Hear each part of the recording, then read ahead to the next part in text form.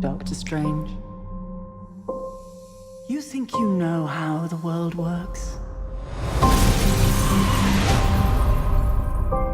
What if I told you the reality you know is one of many? This doesn't make any sense. Not everything does. Not everything has to.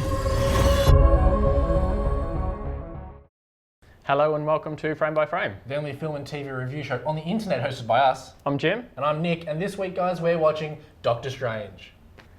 So Doctor Strange stars Benedict Cumberbatch as a brilliant but arrogant surgeon whose life was ruined when a car accident cripples his hands. Seeking a cure, he finds himself thrown into a world of mysticism, magic, and alternate realities. Through the mystic arts, we harness energy and shape reality. We travel great distances in an instant. How do I get from here to there? How did you become a doctor? Study and practice, years of it.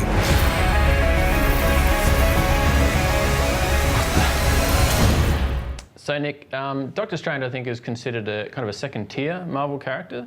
So, you know, I wasn't sure what to expect going in, but I actually quite enjoyed this film. Yeah, I probably went along with the same sort of expectations. Obviously, people know, probably your main core cast of the Marvel Universe from, I guess, the Avengers, the Civil War movie and whatnot, and Doctor Strange is secondary to that.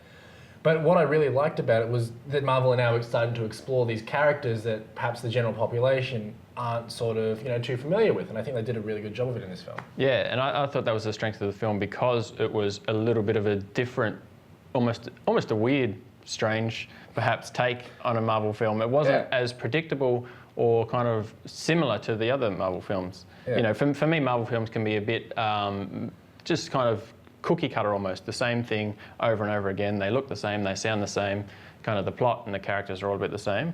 But I thought this brought something different to the whole universe.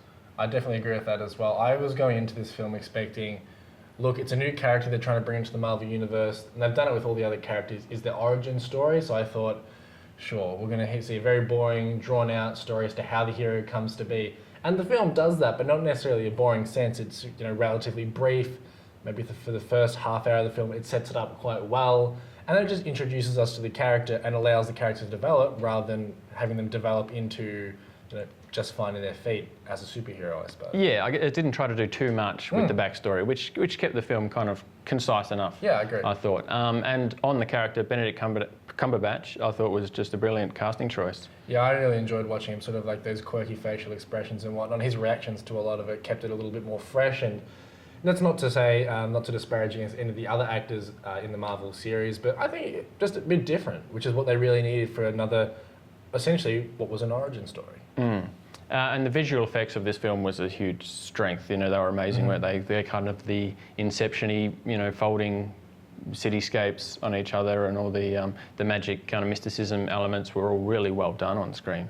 Yeah, definitely. And another thing that I always enjoy about Marvel films, and fans of the franchise would know, is how they tie the world of one character into all these other characters. And in previous installments in the Marvel franchises, there have been pretty explicit references. You have, direct cameos from other characters, but it was a little more subtle this time around, which I really appreciated because it allowed us to, see Doctor Strange as a character and focus solely on him rather than having to worry about all these other things going on. Yeah, sure. And for fans of the Marvel Cinematic Universe, I'd recommend staying right till the end of the credits, obviously. Oh, definitely. Yeah. Always.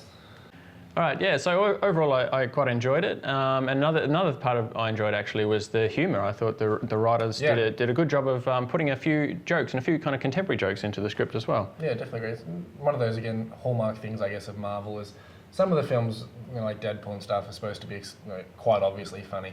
But when you've got a relatively serious storyline they're trying to explore, they did really well to alleviate tension in certain scenes just by having, little quips and whatnot from main characters. There's a strength to him. But is he ready?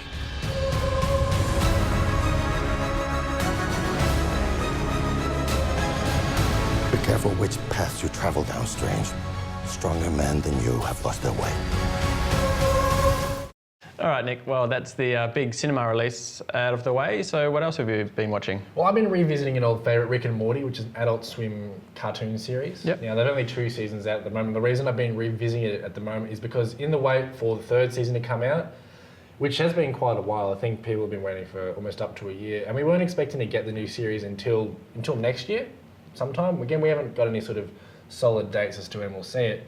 But rumour has it at the moment that we're actually going to see it prior to the end of 2016. Okay. This has been really exciting. So I've just been revisiting a lot of the old episodes, some of the favourites, because and there are a lot of funny cartoons out there at the moment. Like, people are big fans of Family Guy and American Dad, but man, this is definitely the funniest cartoon over the last 5-10 years, like, no doubt at all. Yeah. So tell me about it. Who are Rick and Morty? Rick and Morty are a grandfather and his grandson who, it's kind of a spin-off, I guess, not even a spin-off, it's an homage to Back to the Future. You know, you've got the Doc and you've got Marty. Yep. Obviously almost explicitly referenced in their characters there. And the grandfather is, I guess, a interplanetary traveller. He goes from planet to planet going on misadventures, all in the pursuit of, you know, knowledge and just, I guess, good times, you could say. They get up to like a lot of zany adventures and stuff, and Morty gets dragged along for the ride, oftentimes, you know, leading to other chaotic endeavours that happen in the show. Morty, you gotta, come on. You gotta It's hurry, the Morty. middle of the night. What are you talking about? Come on, I got a surprise for you. Come on, hurry up. Gotta go, Ow, gotta go. ow, you're tugging Come me on, too I got a hard. surprise for you, Morty. How is my son supposed to pass his classes Let's go. if you keep dragging him off for high-concept sci-fi rigmarole? Oh, man, Rick. You smell that?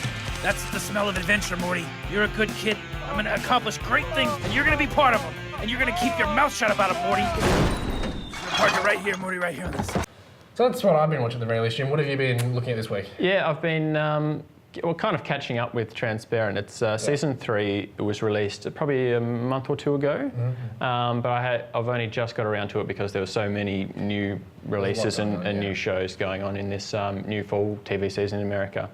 So I've been watching season 3, and I would say it's one of my favourite shows on TV, but it's not on TV, it's on Amazon. So Yeah, which is, I think, the first Amazon show we've done so far on Frame by Frame. yeah, and like a lot of other online releases, it's released in one hit. A season is released in one hit, so you can kind of watch it at your own pace. Yeah, good, nice and binge-worthy if that's what you like to do. Yeah, but I don't binge this show. It's much more slower, considered show. So the premise, and this is going back to season 1, is that a father of a family decides to come out as transgender and says he's going to transition from a male to a female.